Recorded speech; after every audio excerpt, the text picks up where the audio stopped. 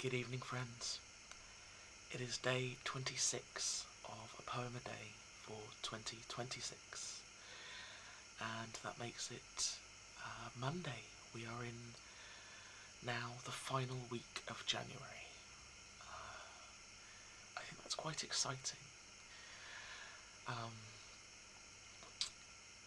don't know about you, but I always feel like January lasts about 7 years. It's forever till payday.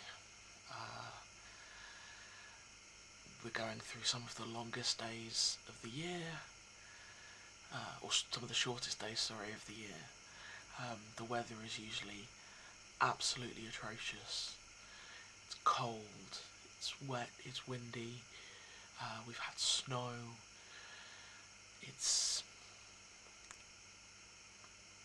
The socio-political climate has been pretty bleak this year, and for those who celebrate winter festivals, all the glitz and the lights and the indulgence is gone, and we're left with just kind of day to day. You may notice behind me, I've decided to start leaving lights up. I really like lights. I'm a bit of a magpie, and on this side, can't get my coordinations. Yeah, on this side, that's a little pumpkin LED light. Yeah, I like lights. No candles today, not yet. I've got some things to do before I'm going to settle in. But there will be candles when I do. But I thought I'd come and record the poem for today before I go and make myself something to eat and hunker down and get all snug and hopefully make for an early bed. So, let's have a look what the Big Red Book has to offer today.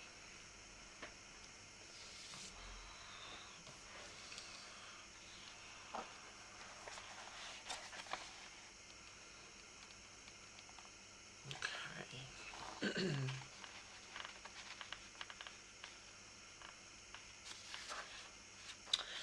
I've got a longer one today. I am going to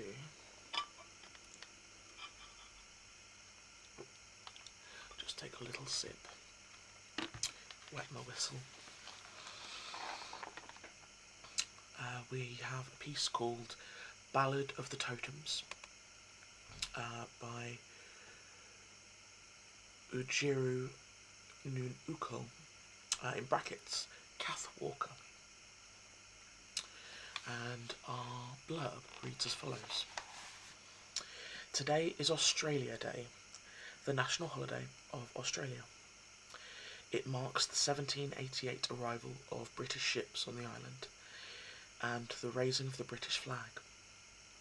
It is considered to be a controversial holiday by those who see it as a celebration of the European colonisation of native people and their land. Oodgeroo Noonuccal was an Aboriginal Australian poet and activist, and the first Aboriginal to publish a book of poetry. That's fantastic. About the publishing, not the colonisation, definitely not. So this is Ballad of the Totems by Oodgeroo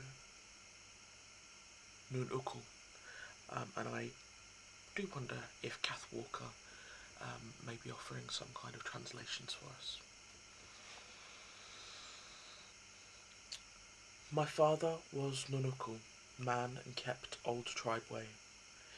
His totem was the carpet snake, whom none must ever slay. But mother was of Pee-wee clan, and loudly she expressed the daring view that carpet snakes were nothing but a pest.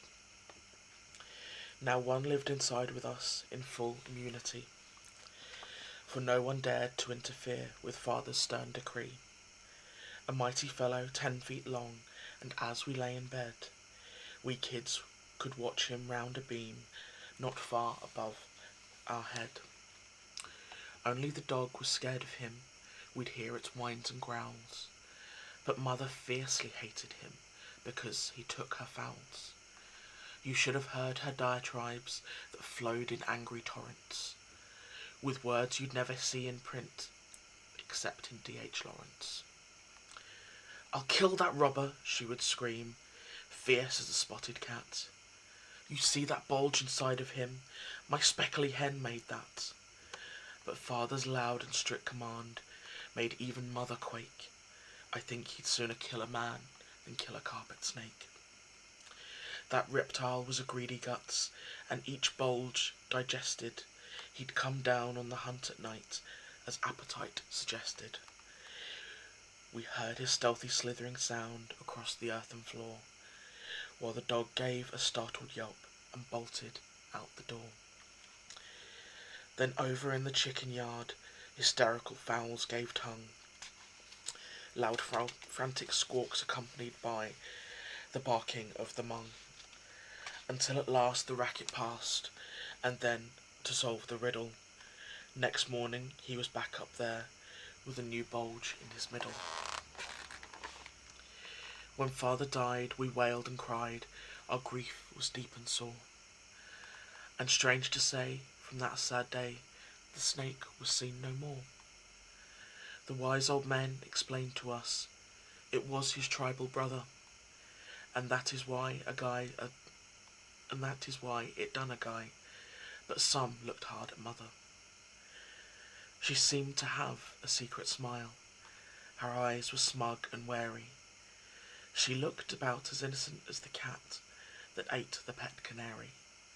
We never knew, but anyhow, to end this tragic rhyme, I think we all had snake for tea one day about tea time.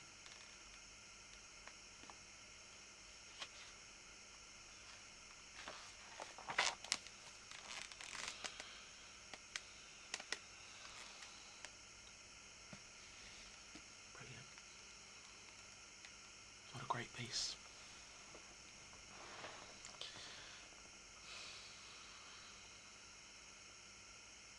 Colonisation is an awful thing. Indigenous people deserve their homes.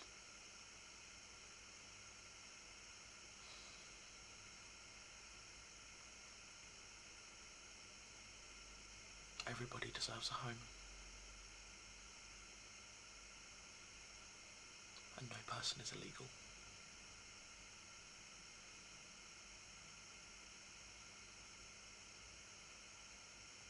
I know I only have a very small platform,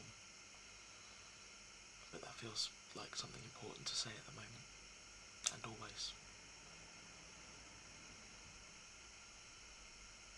Thank you, friends.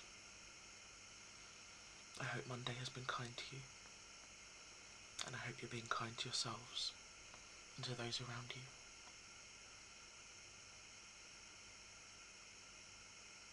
I'm going to go and try and enact some self-kindness and look after myself this evening, and I'll hope you do the same. I'll see you tomorrow for some more poetry and maybe some more thoughtfulness. Good night, friends.